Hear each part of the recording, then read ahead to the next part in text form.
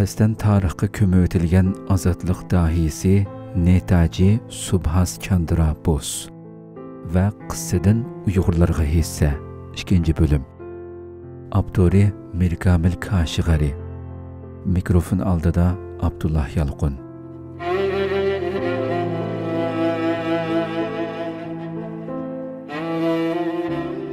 İkinci bab zindonlarni yerib chiqqan iroda va ajallik yo'llarga atlanish. Hindiston Milliy Qurultaydan iste'fo bergandan keyin Subhas Chandra Bose Britaniya imperiyasining ko'zidagi eng xatarli tikanga, ularning totliq tushlarini buzadigan qo'rqinchli alvastiga aylandi. Uning har bir tiniqi, har bir qadami yuzlagan josusning ko'z tishi ostida edi. Ular uni 11 qatim turmaga tashladi. Ammo turmaning so'g'uq, zaharxanda tosh tomlari uning po'lat irodasini bo'g'moqda yo'q. Aksiga uni texamo tavlab, texamo o'tkir, har qanday zanjirni uzib tashlashga qodir bir qilichga aylantirdi. Oxiri ular uni Kalkuttadagi uyiga nazarband qildi. Bu tashqi ko'rinishda bir yumshoqlik bo'lsa-mu, amaliyotda ruhni asta-asta o'ldiradigan oltin qapas edi. O'zi eng ishongan Gandhi tarafidan intizomsiz deb qarilinib, siyosiy jihatdan yetim qoldirilgan bu kunlarda uning quloqida Rabindranath Tagorning mungluq, ammo irodaga to'lgan shu misralari yangraydi.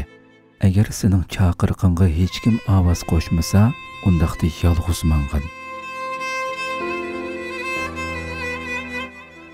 Uyining atrofida kecha-kunduz ko'z tutib turadigan ingliz jasuslari Bosning saqal burutlarini o'stirib, kunlab uyidan chiqmay ibodatga berilib ketganligiga qarab, uning irodasining oxiri so'nganligiga ishonishga boshlagan edi.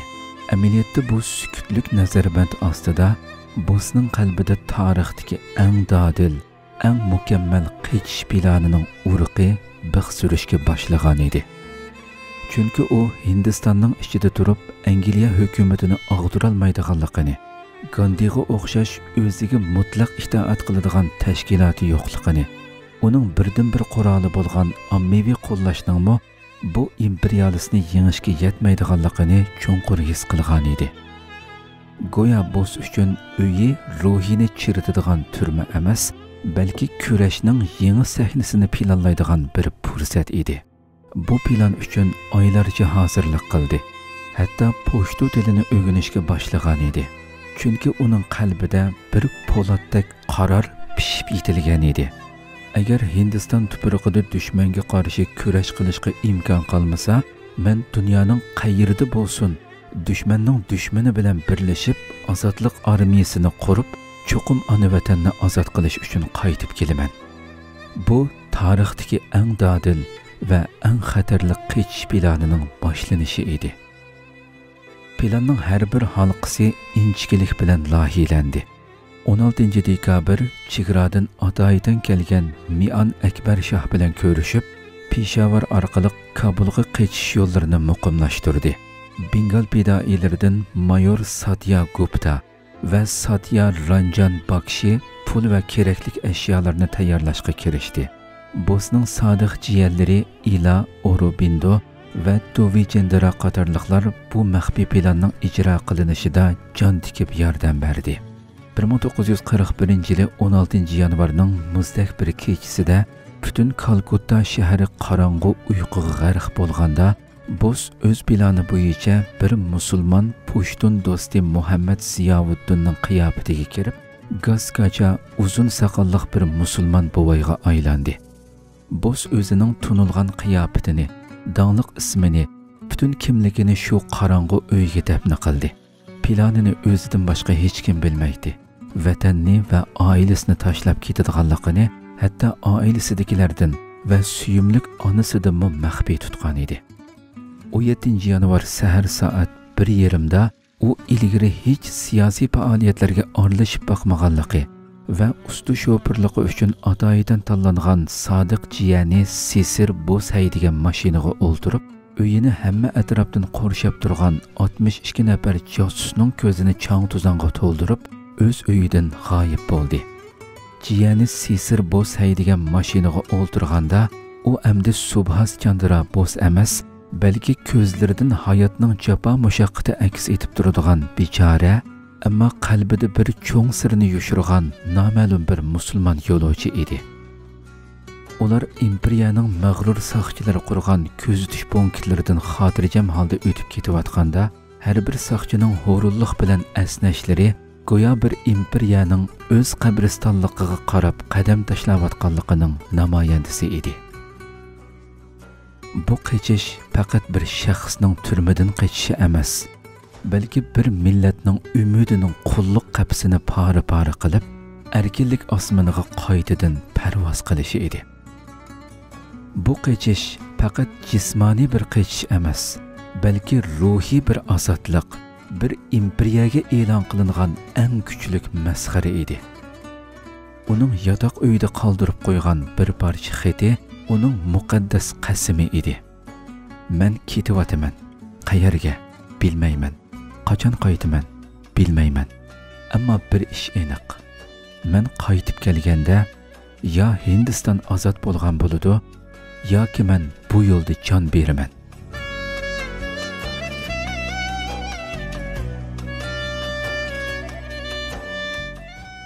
Bu maktub ishg'olchi Britaniya imperiyasining yuziga urilgan kuchli shapaloq va istixborot qurilmasiga qilingan eng azobli masxara bo'lib qolgan edi.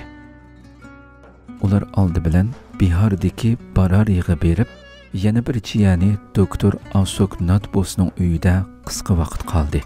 Ondan Gomo vokzaliga qarab yo'l oldi. U yerdan Dehli Kalka pochta poyezdiga chiqib 19 yanvar Peshavarga yetib keldi. U ona yurtining chegarasidan ayrilayotganda kayniga o'rilib, mustamlika ostida ingrayotgan vatan tuproqiga oxirgi qitim nazar soldi. Uning ko'zlaridan yosh emas, o't yenayotdi. Qalbida birli qasam yangraydi. Ey ona vatan, men seni yo ozod qilaman, yoki shu yo'lda jinimni beraman. Men cho'qim qaytib kelaman, ammo yolg'iz emas. Qo'limda ozodlik bayrog'ini ko'targan holda yengilmas bir armiya bilan qaytib kelaman.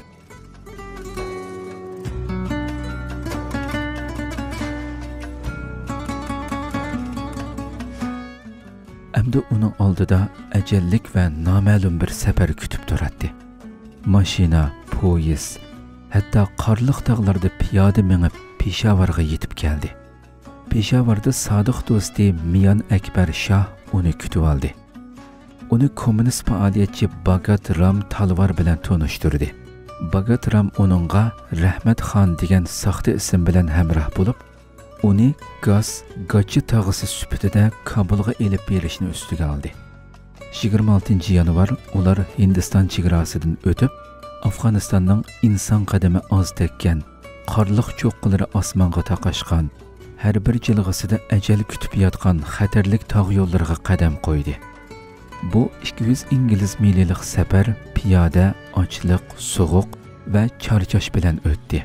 Ular kunduzi qariniyat yo'l to'sarlardan, kechasi Britaniyaning qon ichar josuslaridan o'zini qochiradi. Ochliq, sovuq va charchashlarga bardoshlik berib ilgirlaydi. Bir qatim ularning hayoti qil ustida qoldi. Ularni tutib olgan bir to'p Pushtun qabilasi ularni ingliz josusi deb gumon qilib o'ldirmoqchi bo'ldi. Shu paytda Bose o'zining gaskachilik rolini tashlab, o'rnidan dast turib, ularning tilida Pushtuncha o'tliq bir nutq so'zladi. Biz josus emas. Biz sizlarga o'xshashla o'z vatanining erkinlik uchun jinini do'g'i tikkan jangchilar. Bizning dushmanimiz o'rtaq. U bo'lsa-mu Britaniya imperiyasi. Mening ismim Subhas Chandra Bose. Men Hindistonning ozodligi uchun qurolliq kurash qilg'ili yo'lga chiqdim. Bu so'zlari chaqmoqdek guldirlab, qabila a'zolarini hayron qoldirdi. Ular bu oddiy kiyingan, ammo ko'zlaridan yo'lbosning jasorati yenib turgan bu insonning kimligini anglaganda, darhol qurollarini tashlab, uningga hurmat bildirdi va ularni bexatar o'tkazib qo'ydi. Bu Bosening yolqinlik ruhining, hatto eng qorong'u jilg'alardami umid mash'ilini yoqalaydiganligining jonliq isboti edi. Qora bo'ronliq kechida bir yük mashinasining ustida titrab o'ltirib 31 yanvar Kabulga yetib kelgandan keyingi jafo mushaqqatlar texmi ig'ir bo'ldi. U yerda asldagi plan bo'yicha Sovet ittifoqi bilan aloqa qurish uchun haftalab, oylab kutishga majbur bo'ldi. Aslida Chandra Bose Sovet ittifoqi bilan maxfiy aloqa qurgan va ulardan Hindistonlik yoshlarni Moskvaga yo'tkab tarbiyalash va imperialistlikka qarshi birlikda kurash qilish haqida va'da olgan edi. Va'daga binoan Bose Afg'onistonda Rus elchixonasi bilan ko'rishadigan va ular uni Moskvaga elib ketadigan bo'lgan edi. Ammo Bose Afg'onistonga yetib borganda Stalin va'dasiga xiloflik qilgan edi. O'zi eng ishongan imperializmga qarshi bir davlatning xiyonatiga uchragan edi. Chunki ruslar Hitler Germaniyasiga qarshi Britaniya imperiyasi bilan ittifoqdashga aylanish oldida edi. Sovetning Kabuldagi elchisi uningga qo'pollik bilan ishkini taqib oldi. Amdilikda o'zi ishongan davlatning josuslarimi uningga nisbatan dushmanining do'stiga, ya'ni xavfga aylangan edi. Har kuni tutilib qolish xavfi uning kallasida xanjardek issiqlik turardi. Kabulning muzdek ko'chalarida yot bir qiyofatda tamoq topolmay sargardon bo'lib yurgan kunlarda u o'zining shaxsiy qayg'u azobini emas, balki o'z qo'li bilan ozod qilishga qasam qilgan millatining ruhidagi azobni o'ylaydi. Har qatim umidsizlikning qorong'uligi uni yutmoqchi bo'lganda, quliqida ona vatanining ingirgan sadosi, ko'z oldida qulluq ichida tug'ilib, qulluq ichida o'lib ketayotgan 400 million qarindishining chorasiz simosi namoyon bo'ladi. Shuning bilan u qaytadan o'rnidan dast turib, po'latdek irodasini ching'itib, noma'lum kelgusiga qarab yo'lini davomlashtirmoqchi bo'ladi. Ishongan toqqa qor yoqqan edi. Moskvada Hindiston yoshlarini qisqa muddatlik keraklik harbiy tarbiyalashdan o'tkazib, vatanga qaytish, shundaqli qurolliq qarshilik harakati boshlash plani Afg'onistonga kelishi bilan Sovet ittifoqining yuz o'rishi bilan butunlay so'g'achilashgan edi. Endi u umidsizlikda choch yulib o'ltirmay boshqacha bir plan tuzmasi bo'lmaydi. Oxiri ishni ayni chog'dagi Yevropaning, balki dunyoning eng qudratli davlati Hitler Germaniyasidan boshlashning strategik planini tuzib chiqdi. Bu jarayonda Kabulda turishliq Hindistonlik savdogar Uttamchand Malhotra hayotining xavfga uchraydiganligiga parvo qilmasdan uningga panohlik berdi. Oxiri Germaniya va Italiya elchixonalari bilan qayta maxfiy ko'rishish natijasida kutilgan fursat yaratildi. U bir italyan diplomati Orlando Mazzottaning qiyofatiga kirib olib, 18 mart Kabuldan mashina bilan yo'lga chiqib, Hindukush tog'larini kesib o'tib Samarqandga, u yerdan poyezd bilan Moskvaga, oxiri 2 aprel Berlinga yetib bordi. Berlinga yetib borganda u Yevropaning siyosiy sahnasiga qadam qo'ygan bir siyosiy panohlanuvchi emas edi. U o'z millatining 1000 yillik orzusini, asrlar bo'yi yig'ilgan g'azabini va yengilmas irodasini o'z yuragiga sig'dirib kelgan bir elchi edi. U Germaniyaning takabbur rahbarlari oldida Hindistonning azobliq hikoyasini so'zlab yordam tilamadi. Balki uning kelgusidagi sholliq g'alabasining planini o'tirg'i qo'yib, barobar bir hamkorlikni va ittifoqdoshlikni talab qildi. Uning ko'zlaridagi o't, so'zlaridagi qat'iylik va har bir harakatidagi o'ziga bo'lgan ishonch uning yordam tilaguchi emas, balki bir imperiyani yiqitadigan kuchning vakili ekanligini jakarlab turardi. Chunki u o'zining yolg'iz emasligini biladi. Uning orqasida garchi qurolsiz va tarqoq bo'lsa-mu 400 millionlik bir millatning qaynoq ruhi va ozodlik orzusi borligini his qiladi.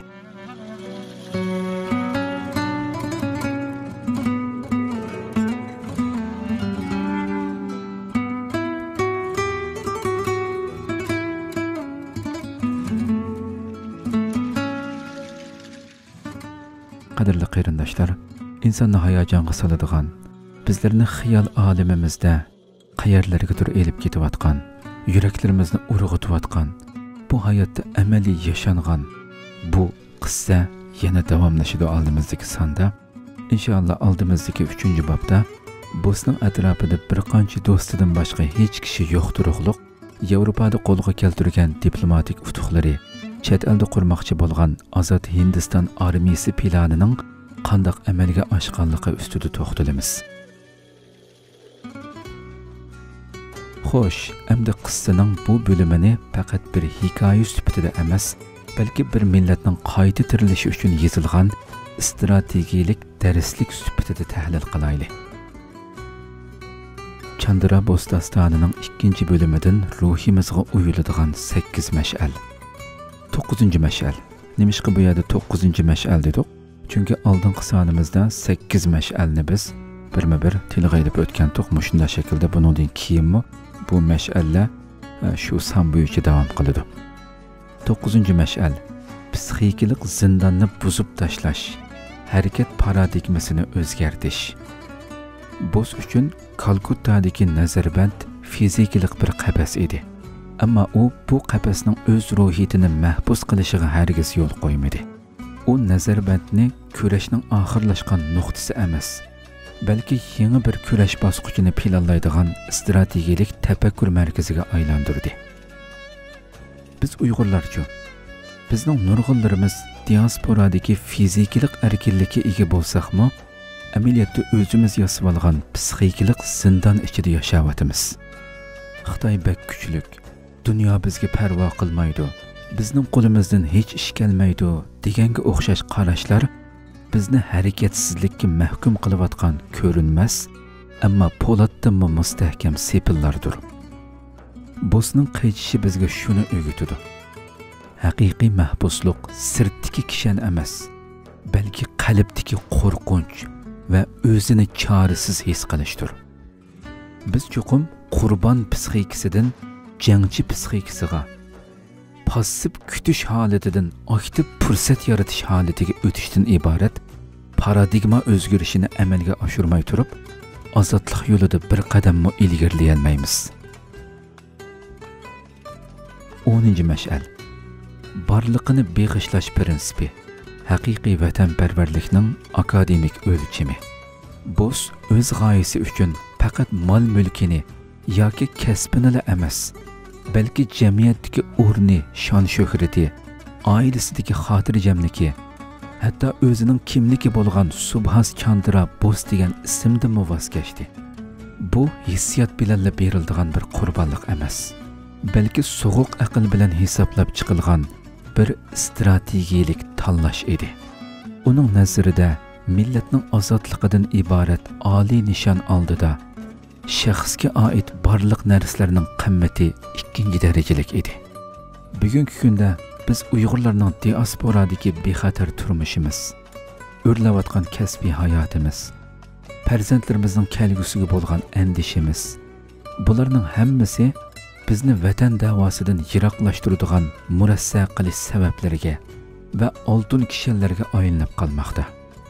Haqiqiy vatanparvarlik muayyan kunlarda bayroq ko'tarib qo'yish yoki ijtimoiy taratquda shuar to'lash bilan o'lchanmaydi. Uning akademik o'lchami shuki, men millatimning ozodligi uchun o'zimning qaysi shaxsiy manfaatlarimni, qaysi rohiyatimni, hatto qaysi prinsiplarimni ikkinchi o'ringa qo'ya olmayman degan savolga berilgan amaliy javobdir. 11 mash'al. Geosiyosiy shaxmat taxtasida yo'l tepish. Real siyosatning qonuniyati. Bose natsist Germaniyasi yoki fashist Italiyasining ideologiyasiga ishonganligi uchun Berlinga bormadi. U xalqaro siyosatning axloq yoki vijdon bilan emas, balki rahimsiz manfaat va kuch tangpongligi bilan harakat qiladiganligini cho'nqur tushungan edi. Uning formulasi intayin oddiy edi. Mening dushmanimning, ya'ni Britaniyaning dushmani mening ahvolga qarab hamkorlashadigan do'stim bo'la oladi. Bu biz uchun intayin cho'nqur bir saboq. Bizning demokratiya, kishilik huquq qatorliq qimmat qarashlarga tayinib, g'arb dunyosining bizga yordam qilishini kutishimiz ko'p hollarda o'zimizni aldash bo'lib qelyapti. Dushmanimiz Xitoyga qarshi turishda kimning biz bilan taktikalik yoki strategik o'rtaq manfaati bor? Biz ularga nima bera olamiz? Bizning mavjudligimiz ularning geosiyosiy shaxmat taxtasida qanday rol o'ynaydi? degan savollarga javob tepish, hissiyotga tayinib do'st va dushmanni ayirishdan va davlatlarni tillab yurishdan ko'p muhimdir. Ozodlik ko'rishi axloq darsxonasi emas. U real siyosatning muzdek maydonidir. 12. mash'al. Cho'ng davlatlar xiyonatining anatomiyasi. Hargiz hamma tuxumni bir savatga salmaslik. Bosning aslidagi plani Sovet ittifoqiga tayinish edi. Ammo u Afg'onistonga borganda Stalinning xalqarалық vaziyatning o'zgarishi sababidan va'dasini yenib olganligidek ochiq reallikka duch keldi. Bu tarixiy voqea bizga cho'ng davlatlar siyosatining mohiyatini ko'rsatib beradi. Ular uchun mangulik do'st yoki mangulik dushman yo'q. Faqat mangulik manfaatli bor. Bir kuni bizni qo'llab-quvvatlagan bir davlat atisi o'z manfaati uchun bizni dushmanimizga setib etishi mumkin.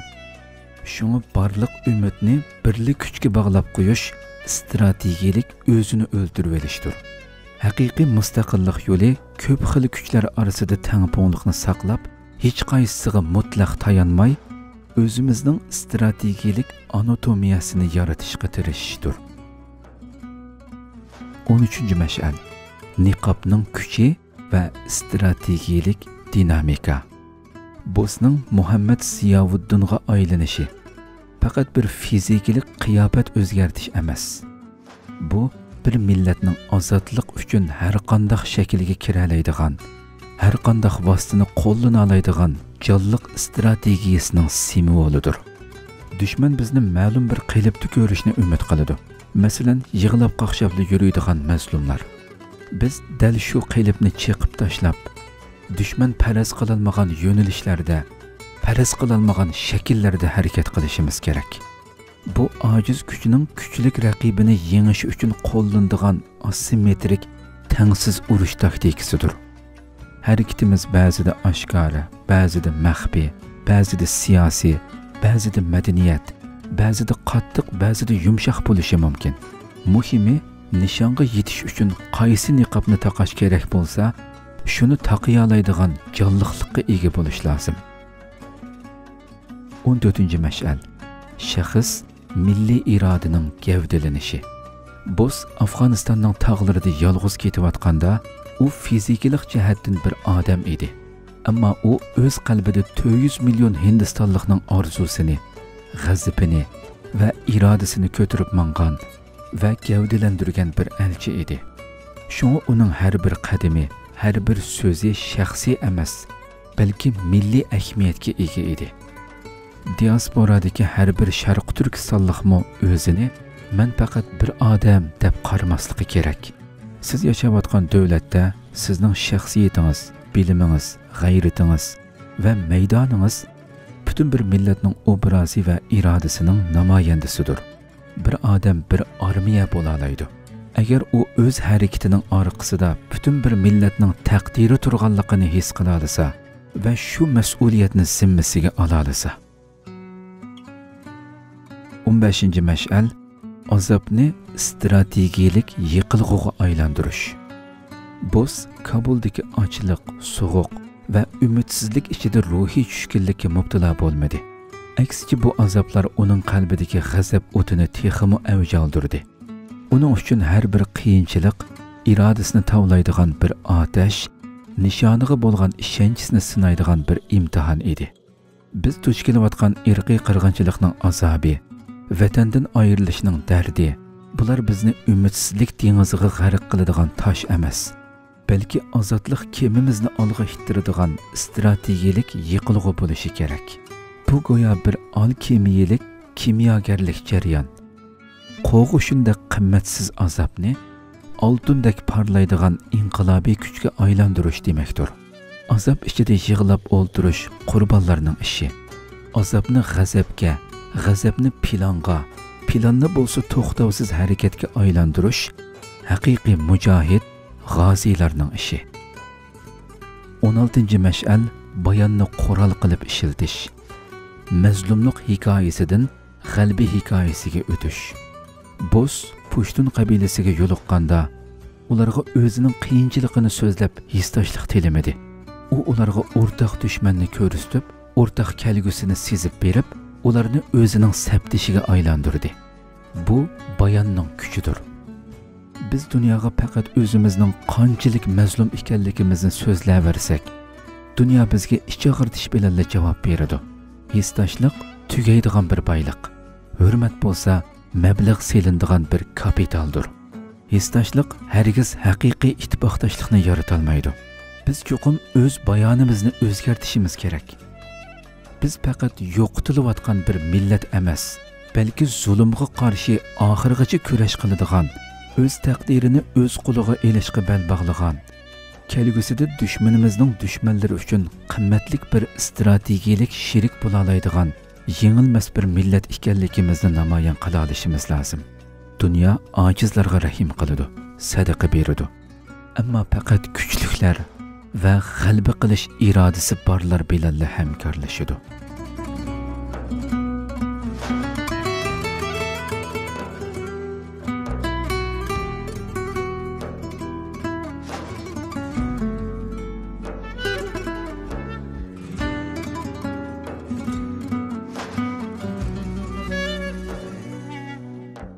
Qadrli qarindoshlar, shunda qilib bu sonimizni mush yerda oxirlashtiramiz. İnşallah oldimizdagi sonda yana bizlarning ruhimizni urg'otadigan mazmunlar sizlarni kutmoqda. Alloh umr bersa oldimizdagi sonda ko'rishguncha omon bo'lgaysizlar. Assalomu alaykum va rahmatullohi taala va barakatuh.